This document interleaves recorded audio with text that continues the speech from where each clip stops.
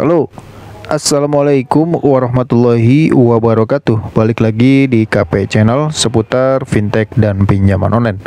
Apa kabar kalian semua?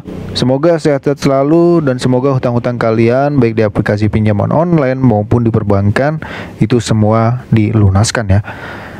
Oke teman-teman, karena ada salah satu pertanyaan dari nasabah yang telat bayar di aplikasi 4G, dan kemudian dia menanyakan, Bang, di 4G ini ada debt collector lapangannya atau tidak?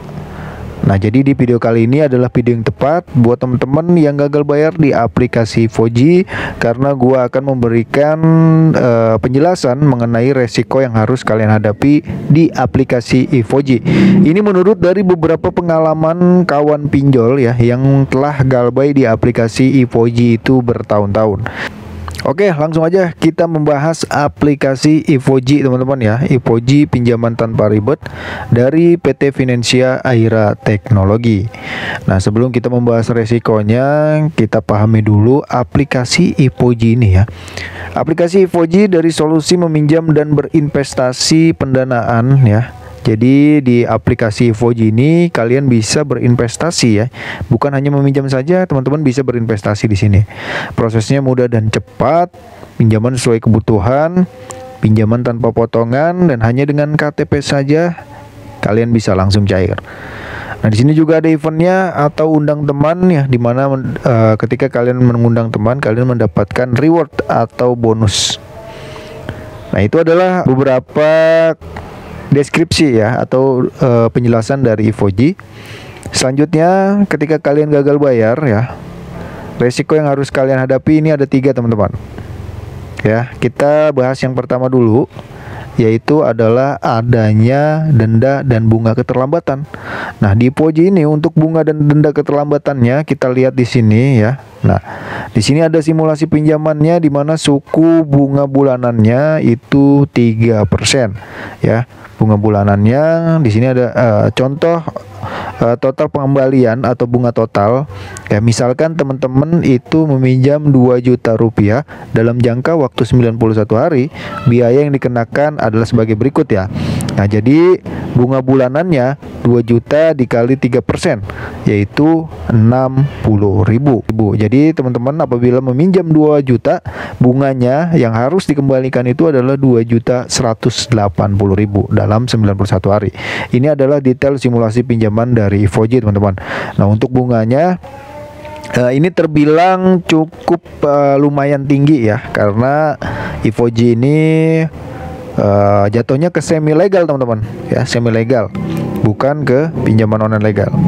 Ya, memang sudah terdaftar di OJK dan API. Nah, yang kedua adalah FC lapangan ya. Apakah di aplikasi i4G ini ada FC lapangannya atau tidak? Jadi ini menurut dari beberapa pengalaman teman-teman ya. Di i4G ini belum ada debt collector atau FC lapangan yang sampai ke rumah kalian. Jadi aman buat kalian yang galbay, entah itu galbay 1 bulan, 3 bulan, ya 1 tahun. Itu dari beberapa nasabah i4G belum ada debt collector yang datang ke rumah. Ya, hanya saja terornya itu berisik. Bahkan terornya itu sampai ke luar kontak darurat. Nah, jadi kita simpulkan resiko kedua itu adalah menghubungi ke luar kontak darurat. Ya. Oke, yang ketiga, resiko ketiga teman-teman, untuk slik OJK gimana, Bang? Nah, sampai saat ini karena i4G ini adalah pinjaman semi legal, dia tidak masuk slik teman-teman. Cuma hanya di Pusdapil saja atau pusat data pinjaman online. Nah, kalau pusat data pinjaman online itu ya jaringannya ya hanya pinjaman online saja, seperti Watas, Pinjam Win-Win, Pinjam You, Finplus, Pinjam Duit, terus 360 kredit. Nah, itu dia tidak bisa meminjam lagi ketika kalian galbay karena sudah masuk ke data Pusdapil ya atau pusat data pinjaman online. Untuk sliknya masih aman, teman-teman masih bisa minjem di KU, KPR atau kredit kendaraan bermotor, kredit kendaraan mobil masih bisa lah kalau kalian galbay di i4G.